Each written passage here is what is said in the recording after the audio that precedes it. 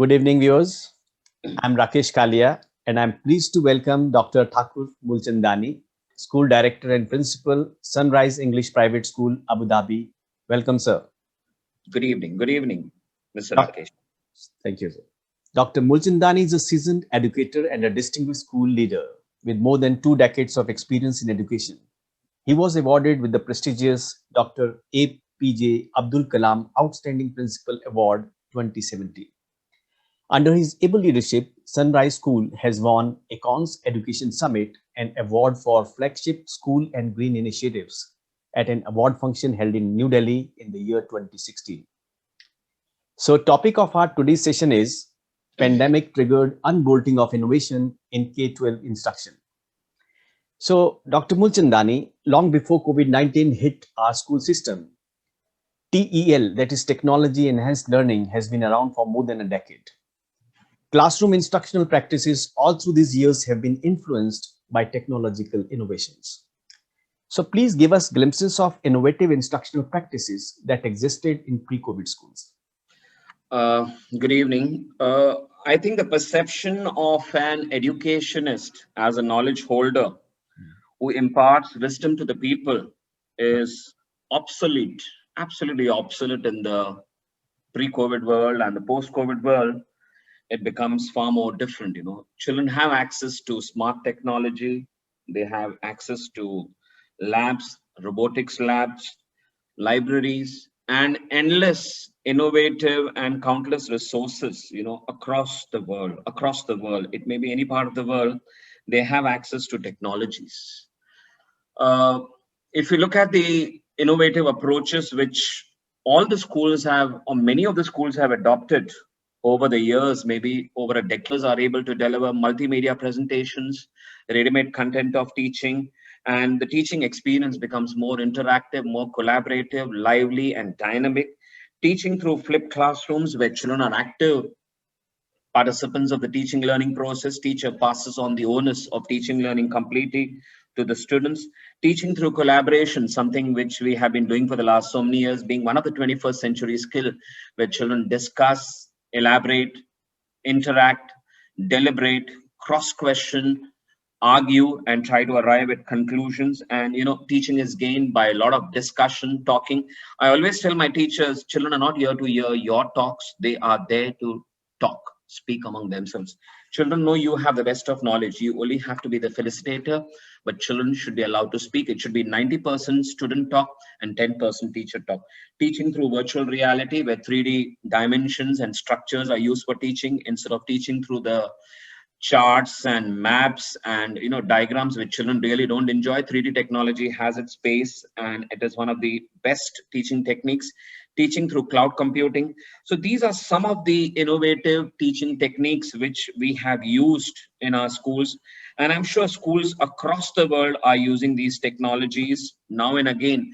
So our teachers in UAE and across the world are trying to use the 21st century skills in order to see that the child is the benefactor, the child is getting the maximum benefit, and the teaching learning happens. We are moving from a culture of teaching to a culture of learning. I ultimately believe it's not what the teacher teaches, it's what the child learns which makes the teaching learning process more lively, more dynamic, more interactive, and more innovative.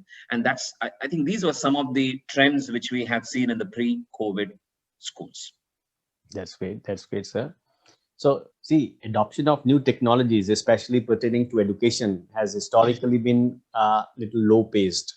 May not be Yeah. in UAE in your case, but all over the world, especially in the developing world, we have seen. So, adaptability and flexibility, could go a long way in bringing on the table benefits of technology in education. So, are you satisfied with the pace of adoption of the innovative instructional practices that you mentioned in the pre-COVID schools? Uh, my answer would be, I mean, it would be a mixed answer. You have put me a tricky question, but I have to talk in general. I just cannot talk about UAE, which is one of the developed nations, but Yeah. than 220.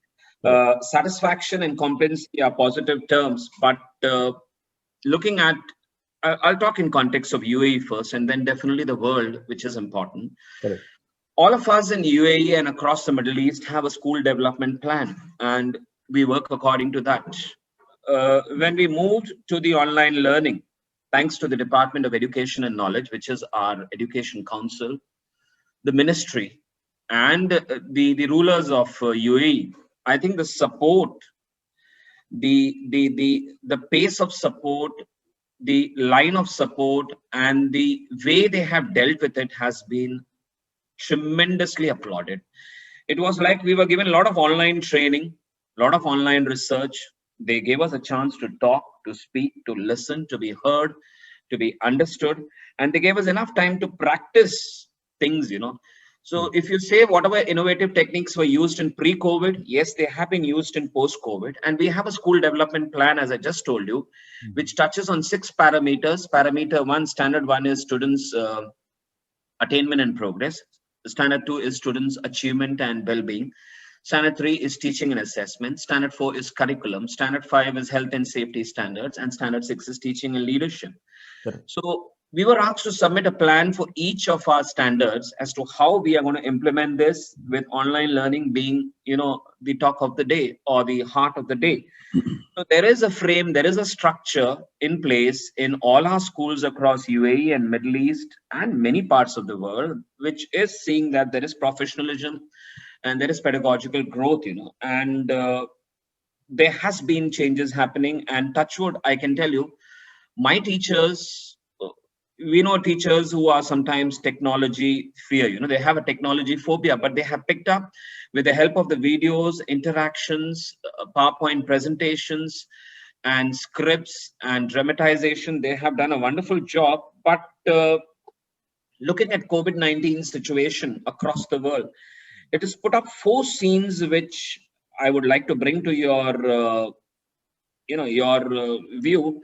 It is the inequalities where everybody is not having access to gadgets. Very important. There are nations, there are places where access to gadgets is something of a remote, something which the countries may not have imagined, people may not have imagined in certain parts of certain countries because of the economical factors. Secondly, innovation has moved from the margins of education system. Today, government, semi-government, entrepreneurs, and all organizations are involved with education because of the post-COVID. They are trying to provide solutions. So I feel this is a touch point, but again, this has happened in the post-COVID. It was not there in the pre-COVID world. The public support has increased drastically because they want to make stronger bonds, stronger links to the organizations, support organizations.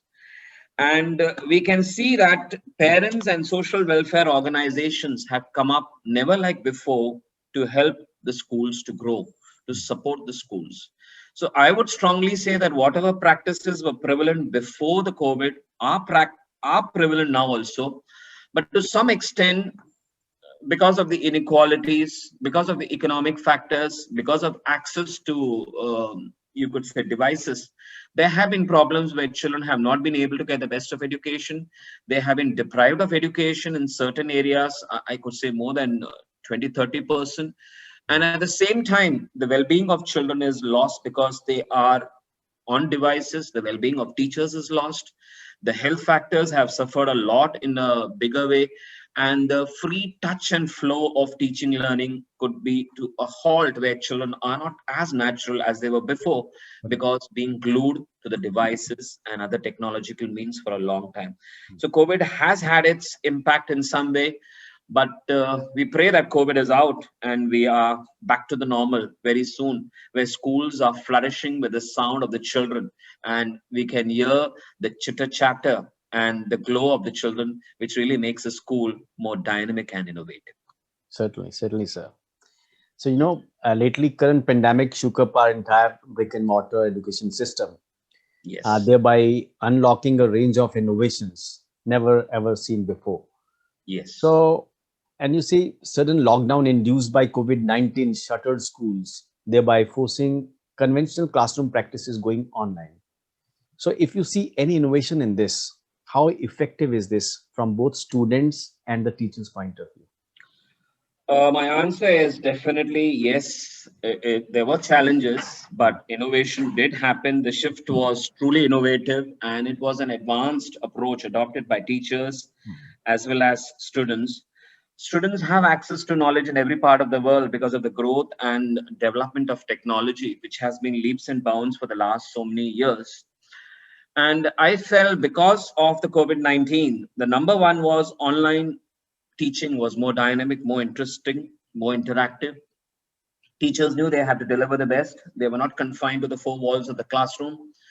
Parents, community, and our dear students were watching it online. We had online classes which were live. I'm sorry, which were live. Mm, So definitely the teachers were told to make it more lively, more interactive, more dynamic. mm, And efforts were made by our teachers as well as students to humanize the process. Personal attention was required.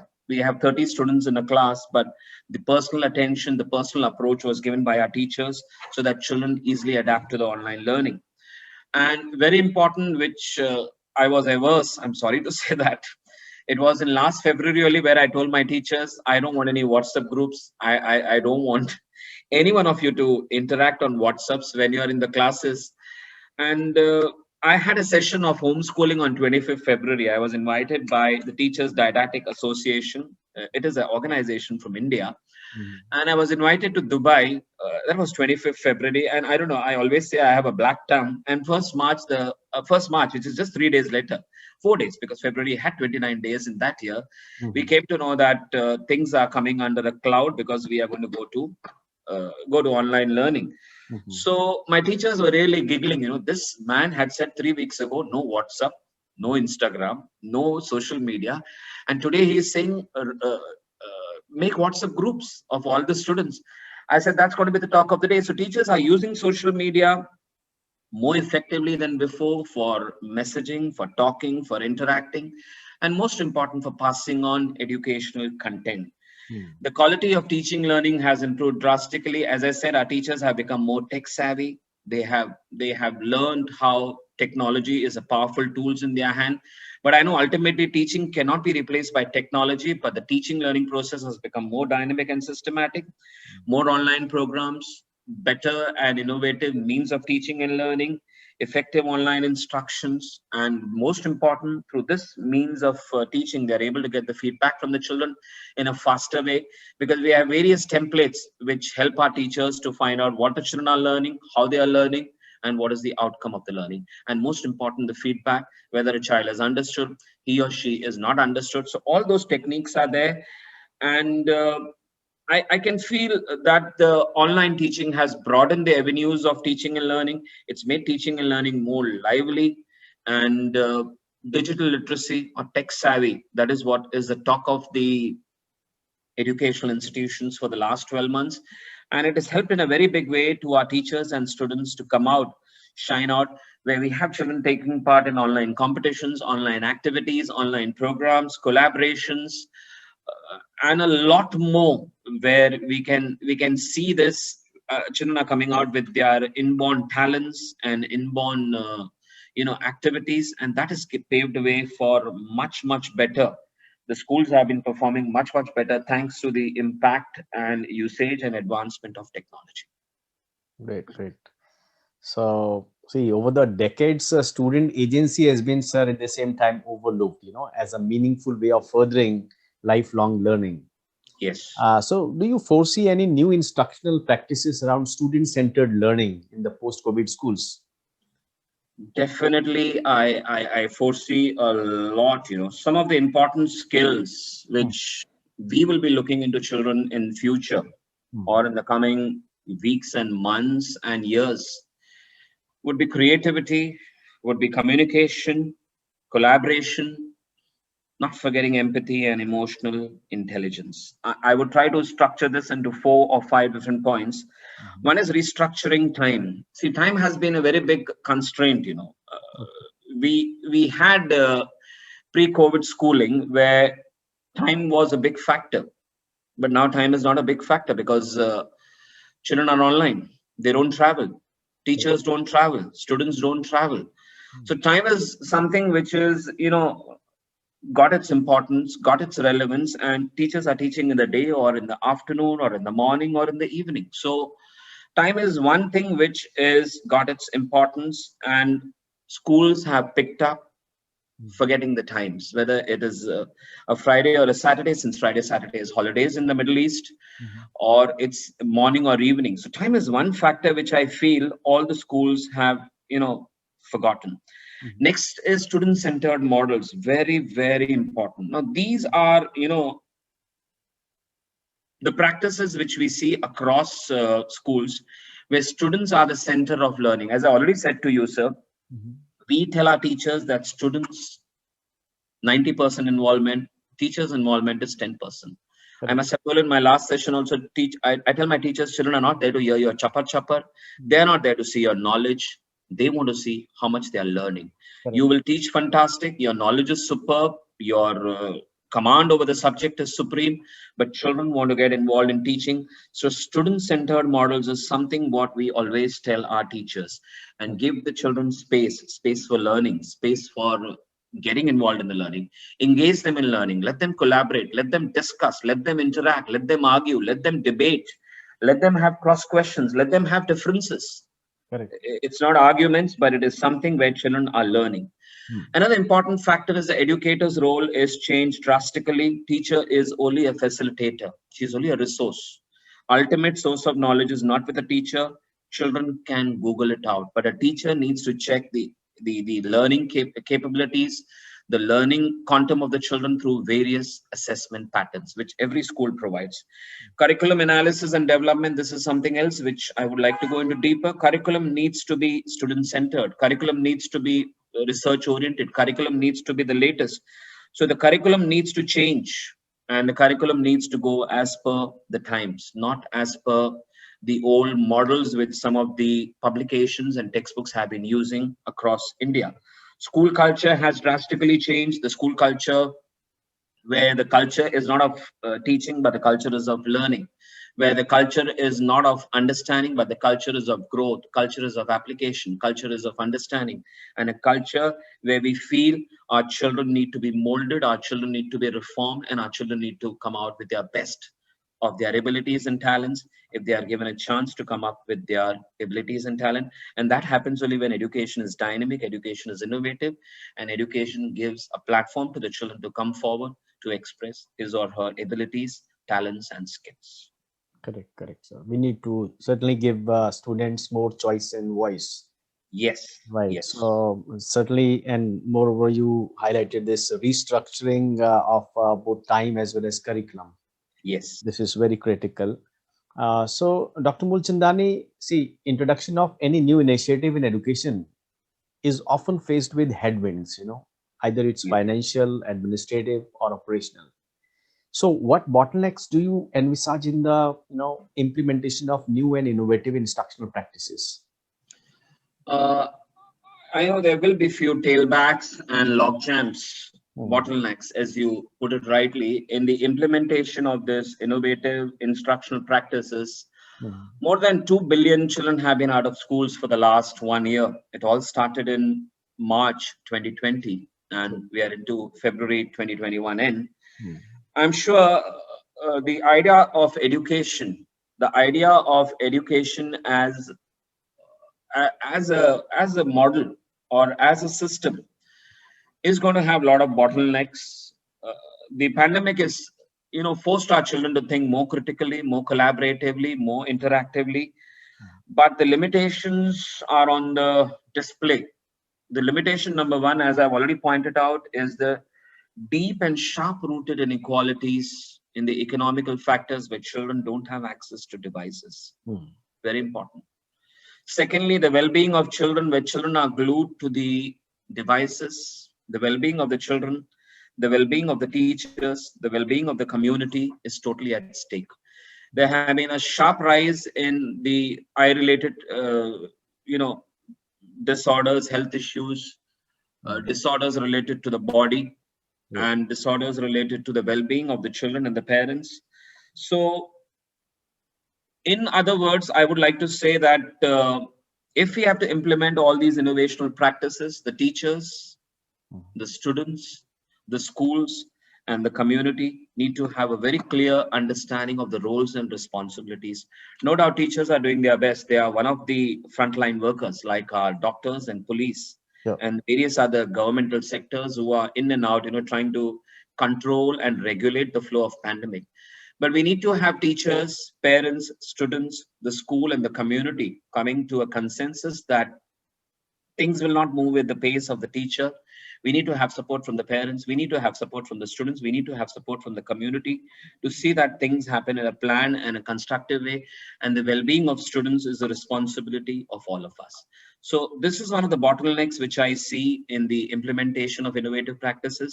The sharp inequalities in the financial sector, the governmental control, the governmental impact is another very important bottleneck in the implementation of the strategies.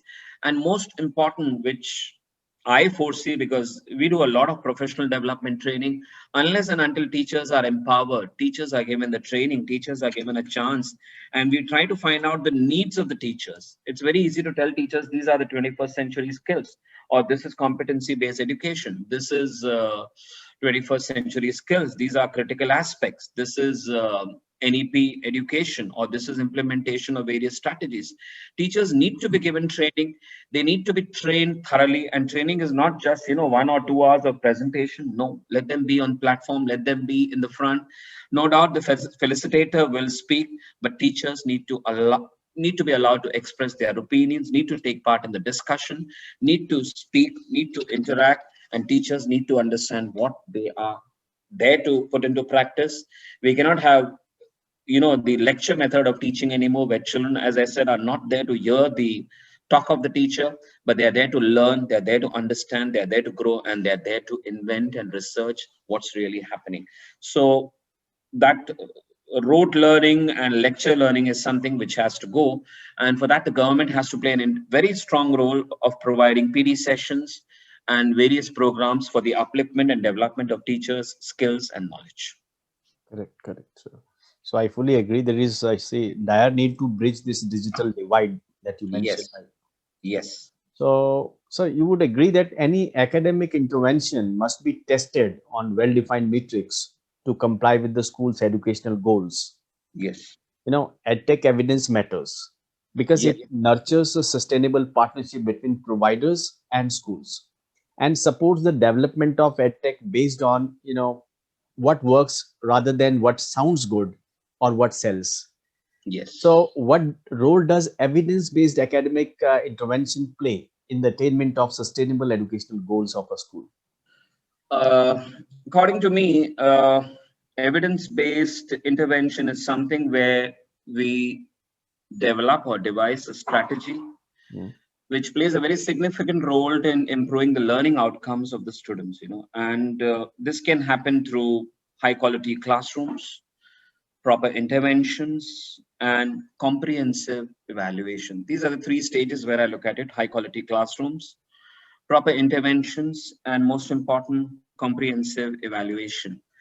Now, COVID-19 has shown how globally interconnected we are. I mean, there's nothing isolated. There's no isolation in this world. We are all connected through the different means of technology. We can navigate across borders and all the seven seas to collaborate in a big way. And evidence-based academic intervention has played a very, very big role. I mean, it has played an important role in developing the soft skills, critical thinking, leadership, and emotional intelligence in a very, very big way for all of us. And I feel that, you know, uh, there are so many classroom interventions which a teacher can use. She's got more than enough. Mhm. And we as school leaders have to see that this happens when the intervention is planned in a proper way. The entire school is involved in the intervention. The intervention cannot be just from the side of the teacher. It Right. has to be the teachers, it has to be the parents, it has to be the community, it has to be the society, and not forgetting the heart of learning, the children. So all need to be involved in a very big way for this intervention to be successful. And we need to have proper training, proper student practices, asking questions to children, giving them proper feedback, proper teaching, learning, and innovative techniques. And a much more goes into this evidence-based academic intervention. And that's how schools develop, and that's how schools progress. Correct. So basically, we there is a need to shift from input based to output based, evidence Exactly. in education for sure. True, true. So that's wonderful, sir. Thanks, Dr. Mulchandani, for all Thank your you. great remarks in today's session. So, Thank viewers, stay tuned for our next episode of Fireside Chat with another distinguished school leader. Till then, goodbye. Thank you. you. Good night, sir. Thank you. Good Thank night. you. Thank you.